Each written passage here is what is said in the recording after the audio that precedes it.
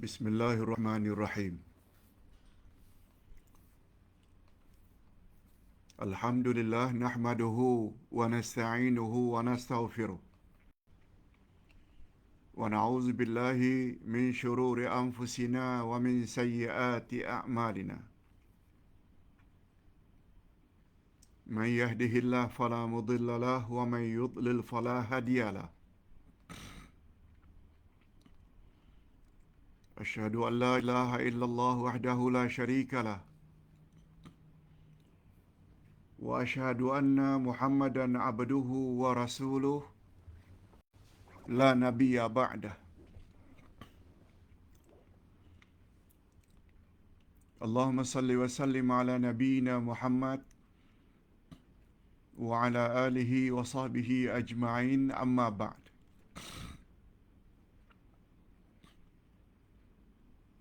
Hadirin dan hadirat serta para pemirsa yang saya hormati, Assalamualaikum warahmatullahi wabarakatuh.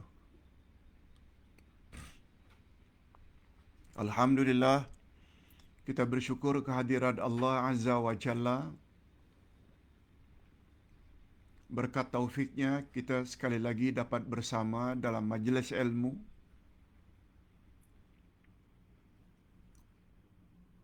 Tafsir Al-Quran di bawah tajuk Adab berpakaian, makan dan minum. Ustaz ulang sekali lagi, topik yang akan kita bahas pada pagi ini ialah adab berpakaian, adab makan dan adab minum.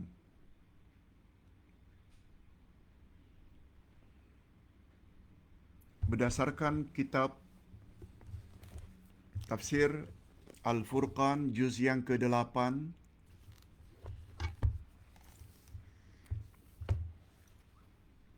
halaman 275-285.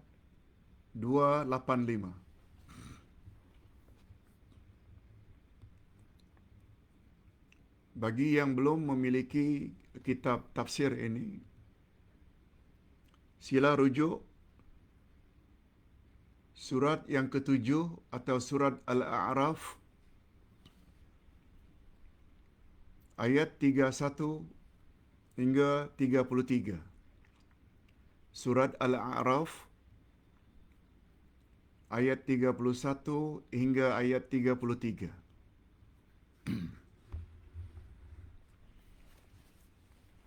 Hadirin dan hadirat rahimakumullah. Bagus juga sebagai muqaddimah, Ustaz sampaikan di sini bahawa sebelum ayat-ayat ini, Allah Subhanahu wa taala telah menyuruh orang-orang yang beriman agar senantiasa berlaku adil dalam semua urusan. Adil dengan makna meletakkan sesuatu pada tempatnya. Lalu pada ayat berikutnya yang akan kita bahas pada pagi ini, Allah Subhanahu wa taala menyuruh mereka agar memakai pakaian yang indah ketika pergi ke masjid. Allah menyuruh mereka makan. Allah menyuruh mereka minum.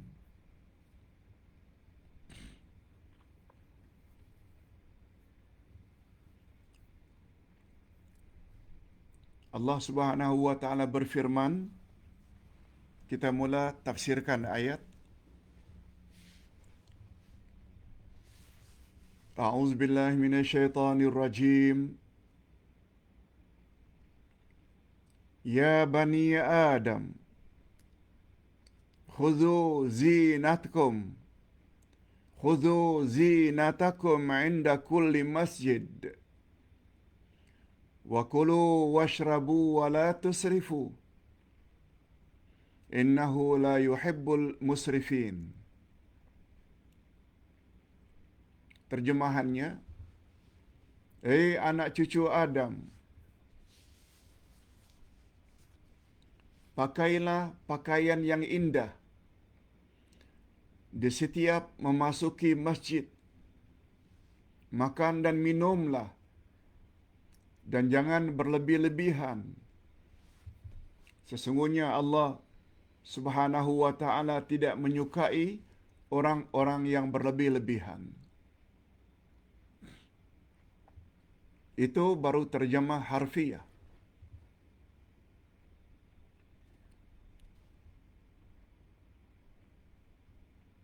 Berikut ini adalah terjemah maknawiyah atau tafsiran ayat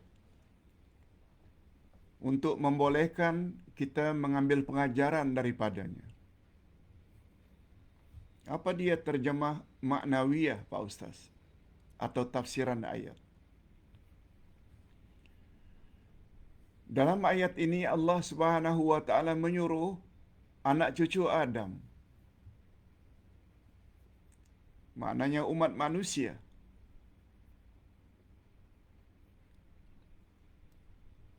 lebih-lebih lagi mereka yang beriman. Apa kata Allah menyuruh anak cucu Adam, umat manusia?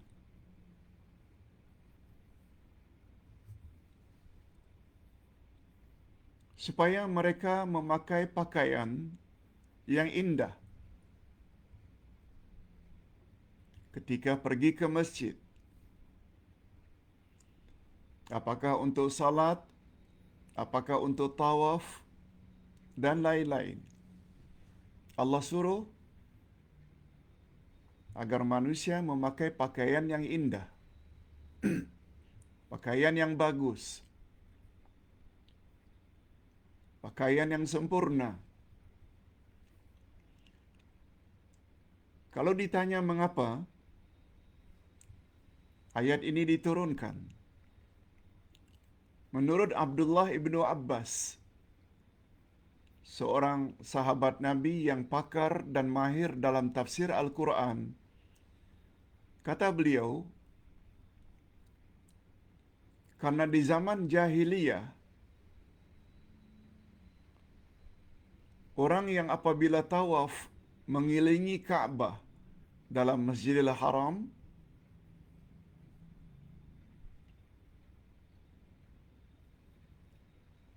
mereka tawaf dalam keadaan telanjang, tanpa pakaian.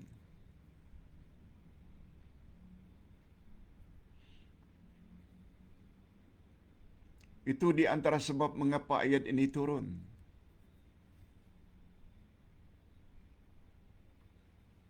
Hanya pada zaman itu, laki-laki tawaf dalam keadaan telanjang pada waktu siang. Wanita juga telanjang ketika tawaf, cuma pada waktu malam.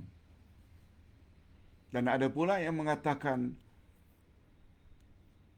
wanita hanya menutup hanya bahagian faraj, bahagian kemaluan saja dengan sedikit tutupan.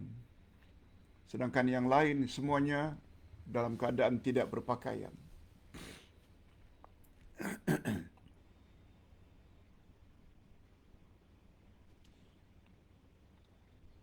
Ada ulama tafsir yang mengatakan bahawa mereka berbuat demikian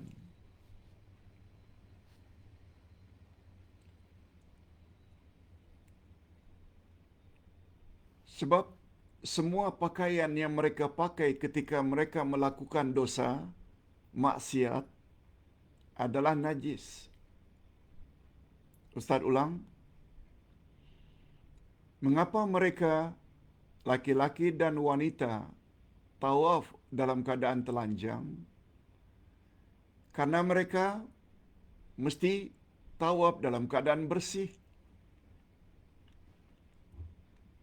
Dan menurut pandangan mereka, semua pakaian yang mereka pakai ketika melakukan perbuatan-perbuatan yang tak senonoh, pakaian tersebut automatically menjadi najis. Atas sebab itu, mereka akhirnya punya fikir tidak ada pakaian yang suci. Akhirnya mereka tawaf dalam keadaan telanjang. Hadirin dan hadirat serta para pemirsa yang saya hormati. Kata para ulama tafsir yang punya pandangan atau pandangan majoriti ulama tafsir, ayat ini sifatnya umum. Bukan hanya ketika tawaf. Begitu juga ketika salat. Ketika mendekatkan diri kepada Allah Azza wa Jalla, mereka hendaklah menutup aurat, malah memakai pakaian yang indah-indah. Sesuai dengan kaedah ilmu tafsir, al-ibrah bi'umumil alfaz, la bi khususil asbab.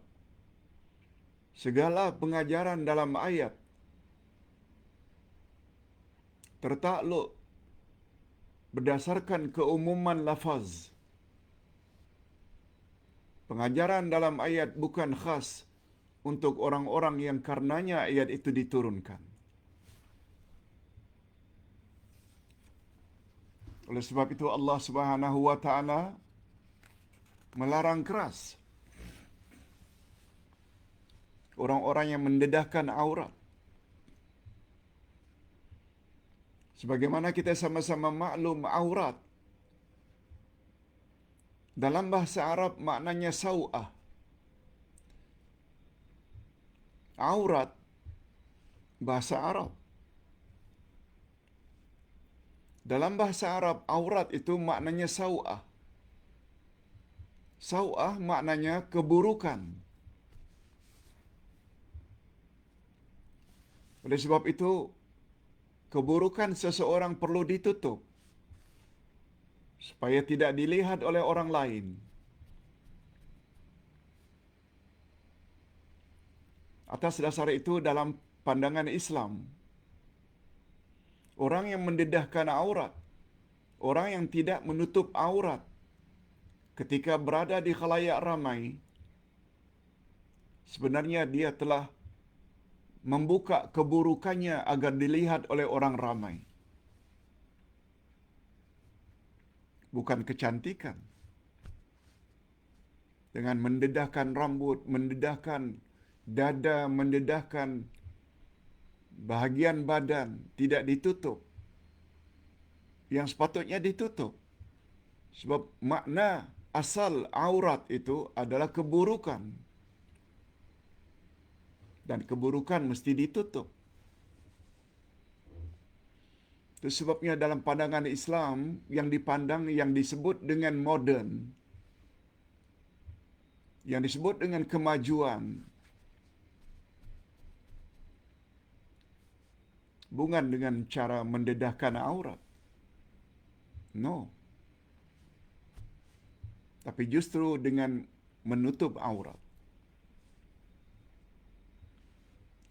Itu sebabnya para ulama mengatakan kalau kita ingin membeli buah-buahan, apple, pear,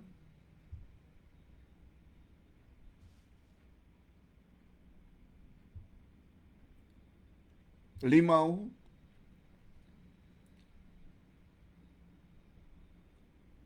mana yang kita lebih memilih? Buah-buahan yang memakai sarungnya atau yang terdedah?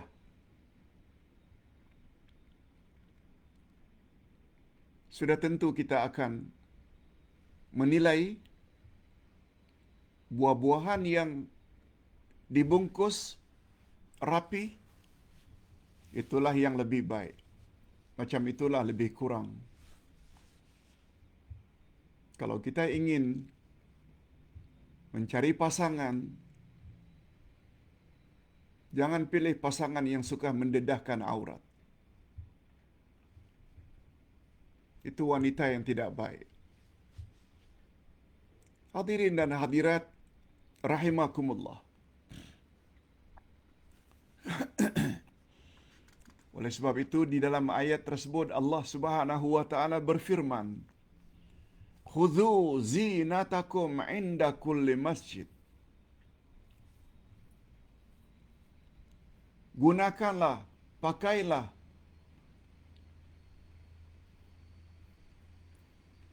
berhiaslah setiap kamu akan pergi ke masjid dengan menutup aurat.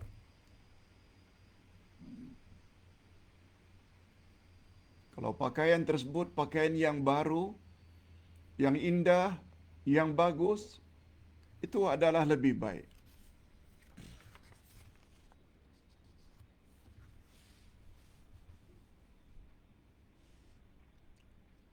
Setelah Allah Subhanahu wa taala menyuruh agar kita berpakaian dengan pakaian yang indah, yang bagus, yang baik, lalu Allah Subhanahu wa taala suruh pula, "Kulu washrabu." Makan dan minumlah. Wala tusrifu. Jangan berlebih-lebihan. Innallaha la yuhibbul musrifin. Karena Allah tidak suka kepada orang yang berlebih-lebihan. Nah, hadirin dan hadirat rahimakumullah. Agama Islam adalah agama yang sungguh sempurna. Oleh sebab itu jangan kita hanya batasi. Kita perlu beradab ketika beribadat kepada Allah. Sebagaimana cara beribadatnya Rasulullah sallallahu alaihi wasallam. Islam bukan hanya mengatur bagaimana cara beribadat. Ibadat yang sempurna. Bila kita beribadat ikut cara yang telah ditetapkan oleh Rasulullah sallallahu alaihi wasallam, yang telah ditetapkan oleh Al-Quran dan Sunnah Nabi, maka dari sudut berpakaian, makan dan minum juga adab-adab yang telah dijelaskan oleh Al-Quran dan Sunnah Nabi sallallahu alaihi wasallam. Coba lihat betapa perlunya ilmu pengetahuan berlandaskan Al-Quran dan Sunnah kalau kita ingin menjadi Muslim dan Muslimat yang baik. Kalau kita ingin menjadi mukminin mukminat yang sempurna, yang disukai oleh Allah Subhanahu wa taala. Bukan hanya kita mesti beradab ketika beribadat, malah kita juga mesti beradab ketika berpakaian, makan dan minum. Nah, kalau ditanya apa kaitannya Pak Ustaz suruhan ini? Hadirin dan hadirat rahimakumullah. Sebab di zaman jahiliyah ada satu pandangan. Mereka punya pandangan bila beribadat kepada Tuhan, mereka mesti merendah diri dan tawaduk. Dan mereka anggap berpakaian itu, apalagi pakaian-pakaian yang indah, itu membawa makna kesombongan kepada Allah. Malah ibadat atau mendekatkan diri kepada Allah yang lebih sempurna bila kita tidak makan, tidak minum, dalam keadaan kelaparan. Itu di antara sebabnya mengapa turun ayat ini. Bukan saja mesti berpakaian,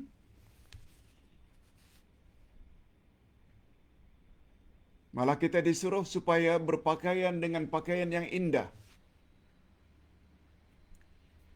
ketika beribadat. Kita disuruh makan dan minum.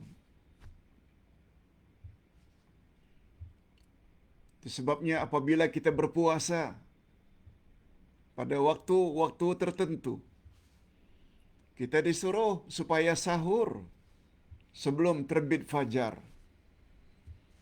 Dan kita disuruh supaya segera berbuka bila masuk waktu maghrib atau terbenamnya matahari. Tak boleh. Jangankan tidak berbuka, melambatkan berbuka pun dilarang oleh Nabi, dilarang oleh Allah Subhanahu wa taala.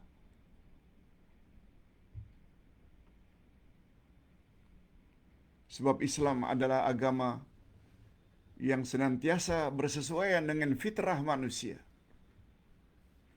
yang bersesuaian dengan naluri manusia.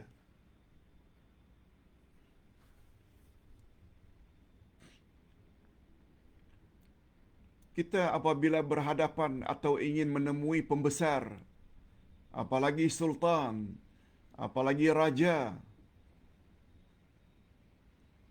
kita akan berusaha untuk memakai pakaian yang sesempurna mungkin, dan kalau boleh yang secantik mungkin.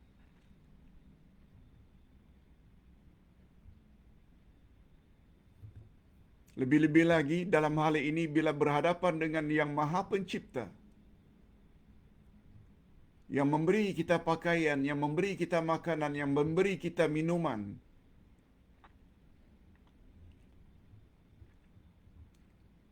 Kita hendaklah berpakaian dengan pakaian yang lengkap, sempurna, makan dan minum terlebih dahulu. Itu sebabnya kata Nabi di dalam satu hadis, apabila kamu sudah melihat hidangan dan masuk waktu, kata Nabi, makan dulu apa yang kamu lihat, kemudian baru salat. Sampai begitu maknanya dalam Islam.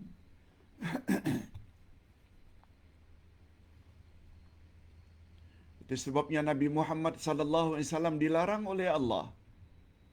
Walaupun beliau mampu untuk berpuasa berhari-hari tanpa berbuka, kata Allah tidak. Kamu mesti makan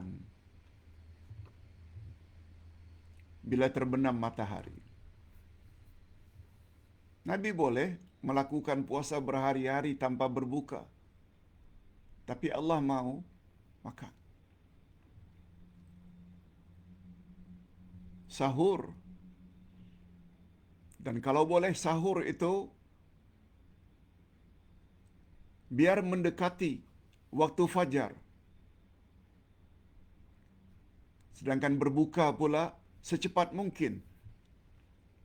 Jangan dilambat-lambatkan setelah kedengaran azan maghrib.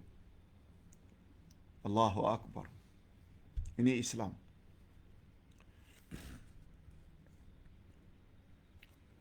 Kemudian Allah Subhanahu wa taala berfirman pada ayat berikut.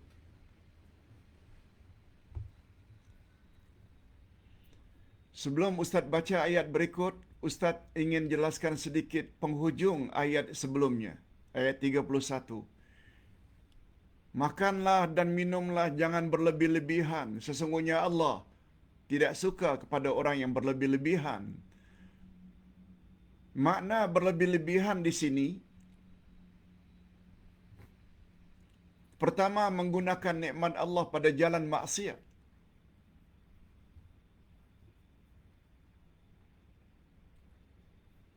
Dia dapat nikmat Allah, dapat rezeki.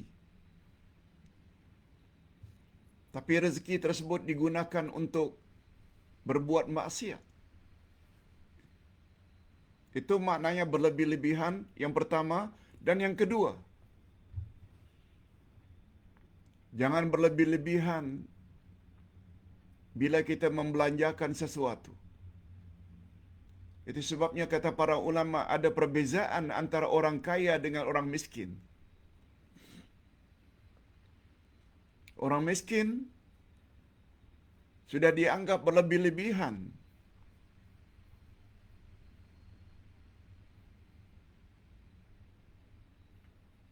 Apabila mereka berbelanja sehingga kewajiban mereka tidak dapat dilaksanakan. Dia boros berbelanja padahal dia miskin. Sehingga akhirnya terjejas saraannya terhadap keluarga, isteri dan anak-anaknya. Nah, dalam hal ini orang miskin berbeza dengan orang kaya. Orang kaya mungkin boleh berbelanja lebih dan itu tidak mengganggu kewajiban mereka untuk menyara keluarga mereka sebab mereka kaya. Oleh sebab itu, kita disuruh supaya meletakkan sesuatu pada tempatnya, yaitu bersikap adil. Selanjutnya Allah Subhanahu wa taala berfirman pada ayat 32.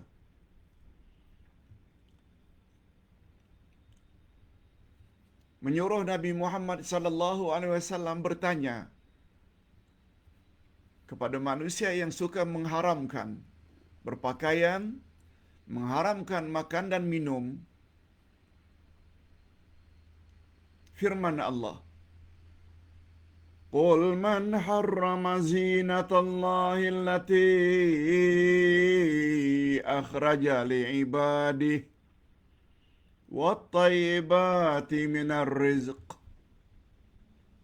Qul hiya lilladzina amanu fil hayatid dunya khalisatan yawmal qiyamah.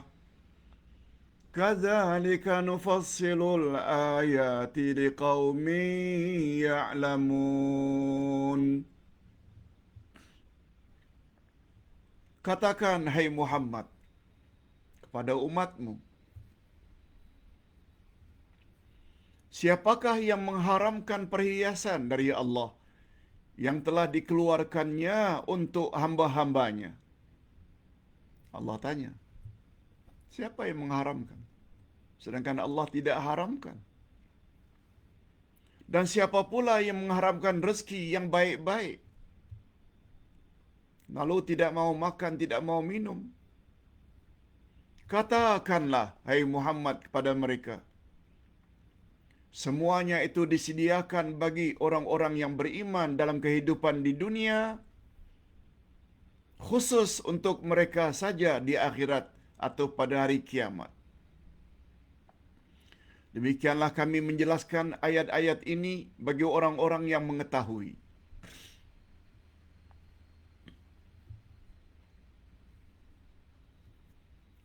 Dalam ayat ini Allah Subhanahu wa taala menyuruh Nabi Muhammad sallallahu alaihi wasallam bertanya kepada umat manusia. Lebih-lebih lagi orang-orang yang beriman. Yang kamu haramkan pakaian, makan, minum ini, siapa yang suruh?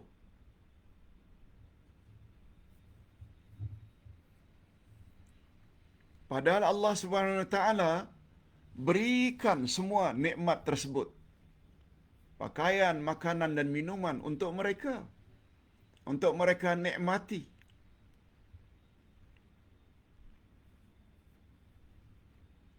Oleh sebab itu, masalah hukum hakam, boleh tak boleh, haram, halal, mubah, semuanya adalah ketetapan daripada Allah.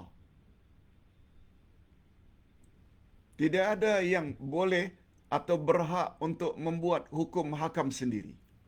No.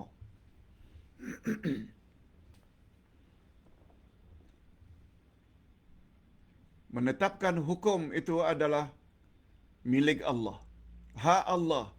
Otoriti Allah. Dan dia boleh membawa kepada syirik yang disebut dengan syirkul hakimiyah, syirik hukum. Karena penentuan hukum itu adalah terletak di tangan Allah. pada sisi Allah. Oleh sebab itu hukum hakam bila ditetapkan oleh seseorang, dia boleh membawa kepada syirik besar. Sebab itu bermakna dia telah ambil hak Allah. Sila lihat dan baca buku yang Ustaz tulis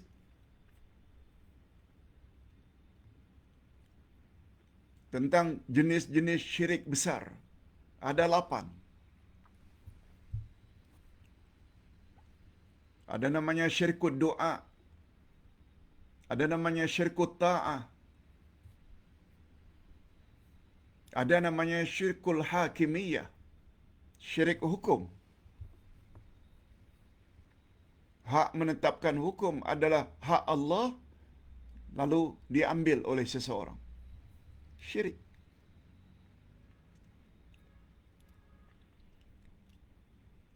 Kemudian Allah suruh Nabi Muhammad mengatakan kepada umat, nikmat-nikmat itu adalah untuk orang-orang yang beriman di dunia. Untuk manusia di dunia. Tetapi di akhirat, nikmat hanya untuk orang yang beriman sahaja. Maksudnya, di dunia nikmat boleh dikecapi oleh mukminin dan kafirin. Sebagaimana orang kafir punya rumah besar, kereta besar, hidup mewah, makanannya lezat-lezat. Orang beriman juga boleh punya kereta yang mewah, rumah yang mewah, pakaian yang bagus, makan minum yang lezat. Itu di dunia.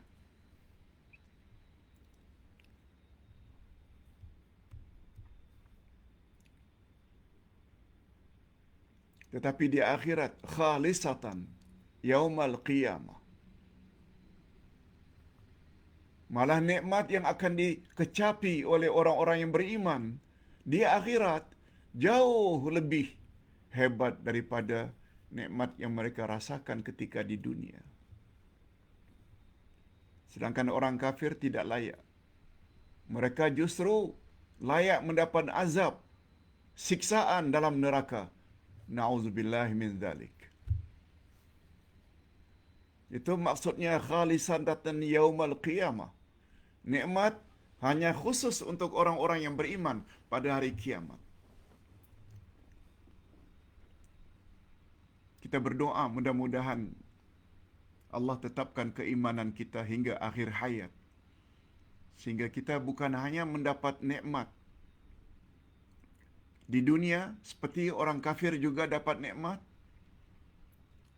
tetapi di akhirat kita akan mendapat nikmat lagi, malah lebih hebat dari nikmat di dunia, sedangkan orang-orang kafir akan mendapat azab. Na'udzubillah min dzalik. Selanjutnya Allah Subhanahu wa taala sebut pada ayat yang terakhir, ayat 33.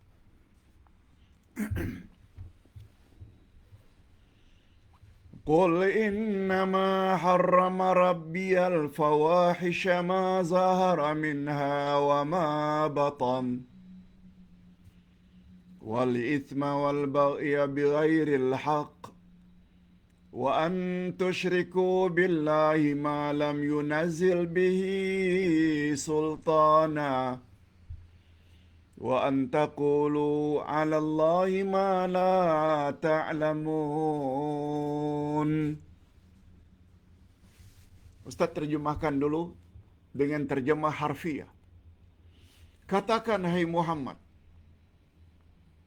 kepada umatmu, Tuhanku hanya mengharamkan perbuatan keji, baik yang nampak maupun perbuatan keji yang tersembunyi, dan perbuatan dosa, Memang Tuhanku telah haramkan melanggar hak manusia lain tanpa alasan yang benar, seperti mencuri. Allah juga telah mengharamkan menyengutukan Allah dengan sesuatu. Allah haramkan perbuatan syirik. Dan Allah juga mengharamkan mengada-adakan terhadap Allah apa yang tidak kamu ketahui. Ini bahagian pentingnya. Dalam ayat tersebut ada 5 perkara yang Allah haramkan.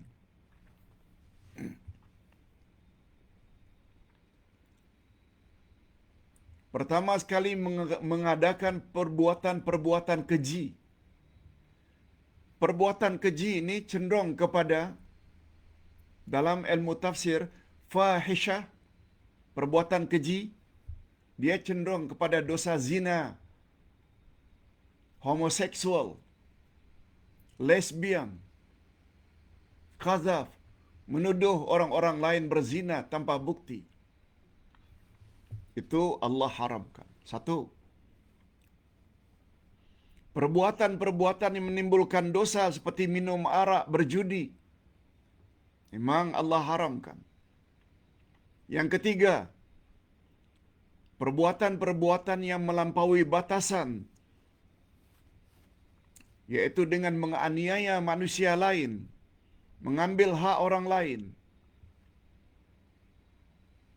termasuk mencuri, lebih-lebih lagi rasuah, karena ingin hidup mewah, ambil duit rakyat, ambil duit negara.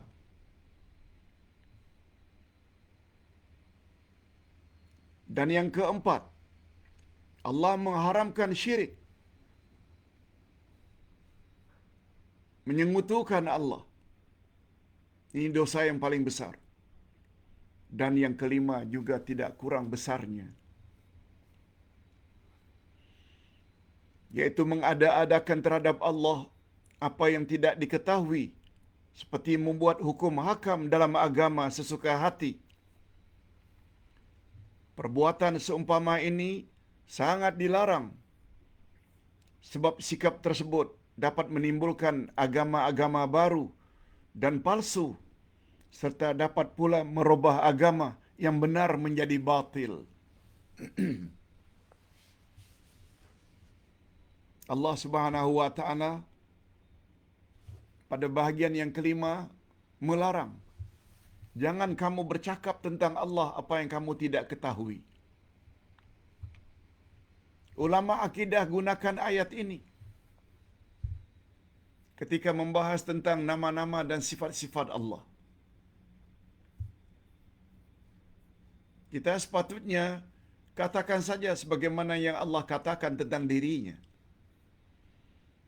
Allah katakan dia bersemayam di atas arasy. Katakan Allah memang bersemayam.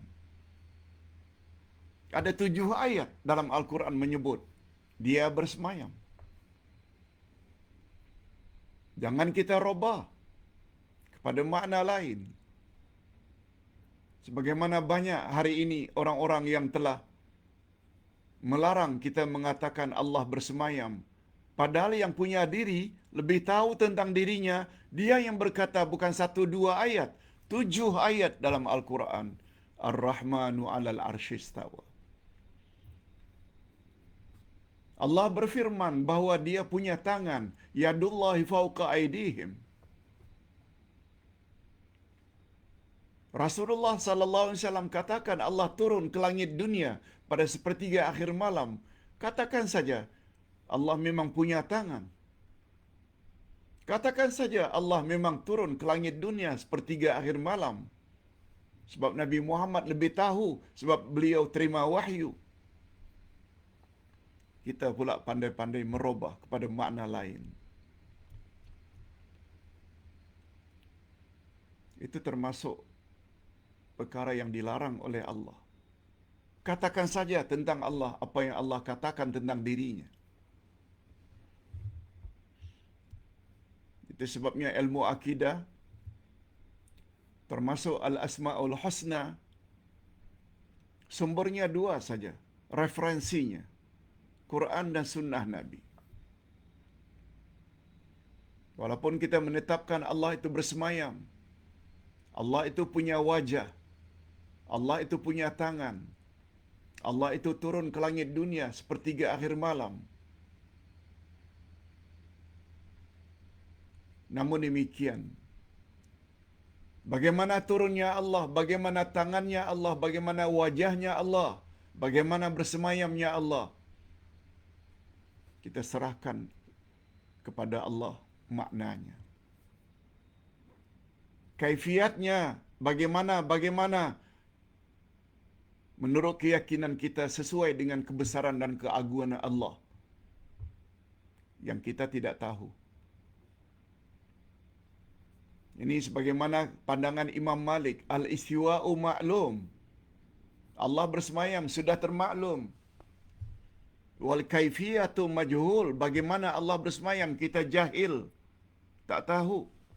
Wal imanu bihi wajib, beriman Allah bersemayam itu hukumnya wajib. Dan bertanya bagaimana Allah bersemayam, hukumnya bid'ah.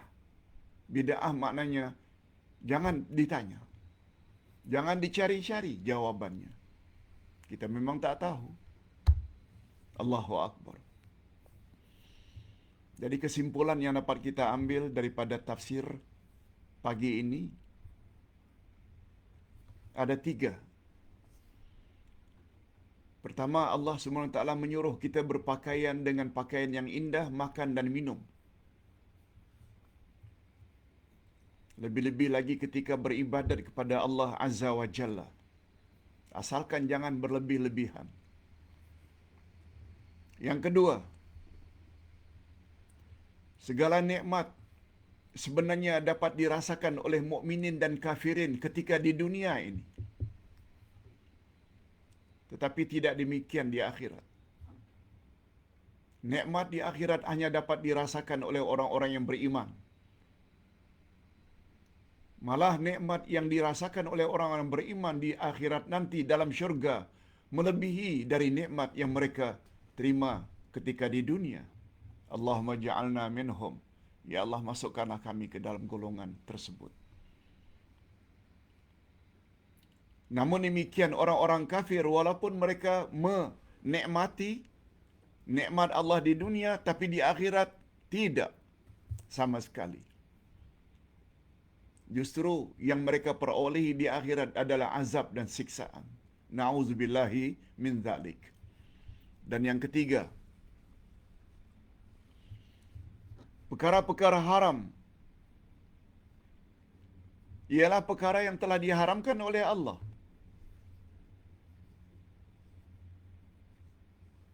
Dan kita dilarang berkata tentang Allah sesuatu yang tidak kita ketahui. Mudah-mudahan tafsir ringkas lebih kurang 45 minit ini bermanfaat. Berikut kita akan jawab